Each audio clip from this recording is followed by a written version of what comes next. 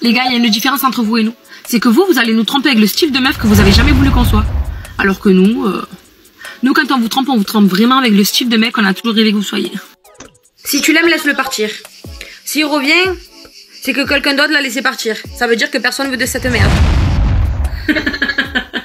Est-ce que vous arrivez à croire quand même que dans le monde, il y a quelqu'un qui est parti avec votre ex, avec un de vos ex, et qui pense qu'il a gagné au loto. Ils croient qu'ils ont gagné le pompon. Ils arrivent encore à croire qu'ils ont gagné quelque chose. Oh, say, can you see by the dawn's early light what so proudly we held at the twilight's gleam was striped and bright star.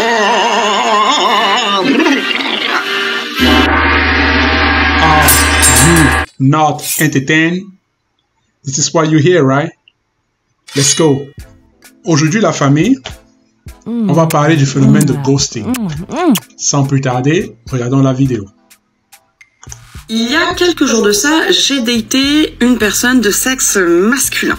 Ce garçon et moi, ça faisait une semaine qu'on parlait tous les jours du matin au soir. La conversation se passait très bien, on s'entendait vraiment très bien, les mêmes valeurs, les mêmes envies, blablabla. Bla bla bla. Ce garçon habitait à Lyon, moi j'habite à Paris, on finit par se rencontrer à Paris au bout d'une semaine. Tout se passe bien. On va boire un verre, on va manger un bout, on se balade et la soirée est vraiment ce que je qualifierais d'idéal d'un point de vue intellectuel. Vers 1h30... La soirée était idéale du point de vue intellectuel, mais ma chère demoiselle, tu t'es pas intéressée par lui. Parce que si jamais il t'intéresserait, tu n'aurais pas dit qu'elle était idéale du point de vue intellectuel. Ok? Tu l'aimais bien, tu aimais l'attention qu'il t'a apportée. Je suis presque sûr que c'est lui qui t'a payé le dîner, mais il te plaisait pas. Ok? 2h du matin, il m'explique que comme il dort chez ses amis, il va devoir y aller, voilà, pour respecter un petit peu le couvre-feu amical, entre guillemets. Et il me dit, mais je suis très embêtée, j'adorerais continuer la soirée avec toi, si tu veux, on peut se prendre un truc à boire et on se pose chez toi. Ce à quoi, bien sûr, je réponds non, parce que j'ai pas du tout ce genre d'envie en ce moment, et que, en fait, non merci, c'est bon, je connais le dos. Tu n'as pas ce genre d'envie en ce moment avec lui. Parce que si le garçon ou le monsieur avec qui tu es sorti dans la soirée t'intéressait, tu aurais eu toutes les envies du monde. Parce qu'il faut pas se mentir, il ne te plaisait pas. Ok? Un message en me disant, je suis bien rentrée chez moi, merci pour la soirée, c'était super, j'ai hâte qu'on se revoie. Je réponds, bien sûr, parce que j'ai passé une bonne soirée aussi, malgré que ce garçon ne soit pas mon idéal masculin, mais je fais des concessions. Vous avez entendu? Il n'était pas mon idéal masculin, mais je fais des concessions. En traduction, il ne me plaisait pas, mais je mets l'attention et le fait qu'il a payé le dîner et qu'il a été un bon gentleman avec moi. Voilà en fait ce qu'elle aurait dû dire. Et après ces quelques échanges de messages, qu'est-ce que ce jeune homme fait que je qualifie d'ignoble? Il me ghoste.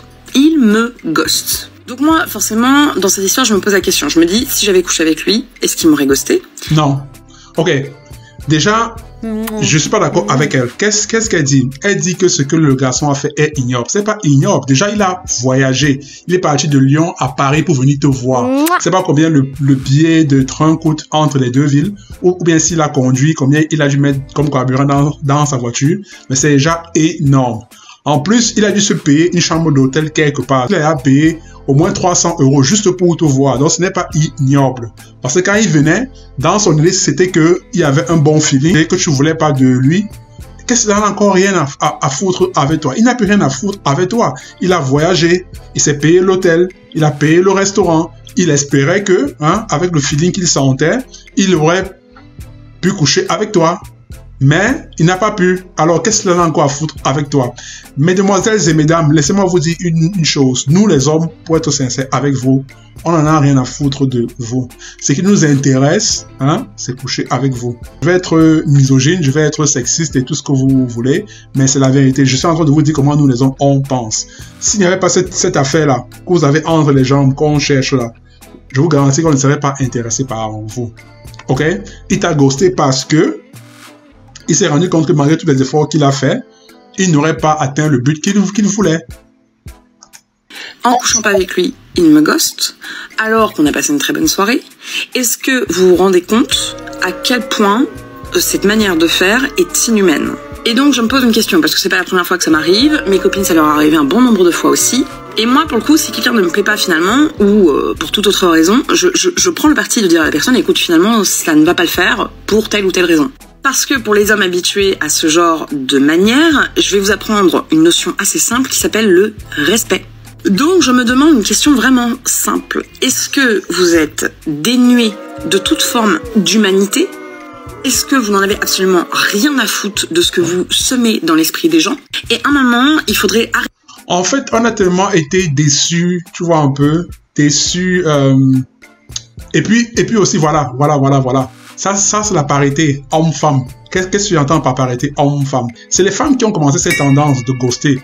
Peut-être à l'époque, ça s'appelait pas ghoster, mais je peux te garantir que si tu fais un sondage sur 100 hommes, il y en a au moins 97, 98 qui vont te raconter une histoire de telle fille avec qui ils ont parlé. Ils sont allés à un rendez-vous et bizarrement, elle a disparu de nulle part, quoi, sans donner de nouvelles. Alors, qu'est-ce qui se passe? On apprend.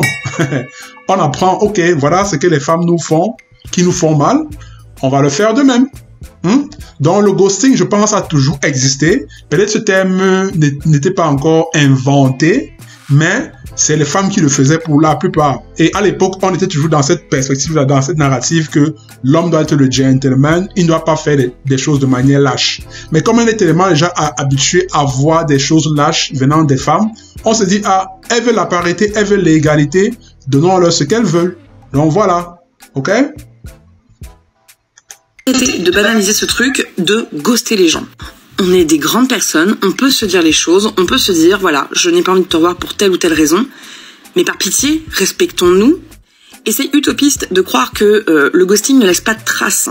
Dans une vie, à l'heure où on se rencontre par le biais d'applications, je ne peux pas compter le nombre de fois où on se fait ghoster. Et ça laisse des marques.